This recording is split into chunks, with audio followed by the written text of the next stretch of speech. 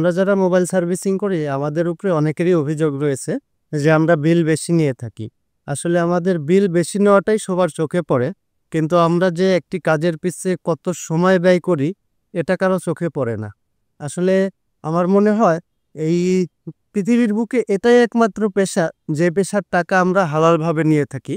কারণ আমরা কাস্টমারের যেই কাজটা রিসিভ করি সেই কাজ আমরা ধরি, কাজটা করার চেষ্টা করি, এবং এই কাজ করতে গিয়ে অনেক সময় ২, ৪, ৫ হাজার টাকা ইনভেস্ট করার পরেও যখন কাজের সাকসেস কোনো রিপোর্ট আসে না, তখন পর্যন্ত আমরা ১ টাকাও বিল নিই না এবং আমাদেরকে ১টি টাকাও কোনো কাস্টমার দেয় না।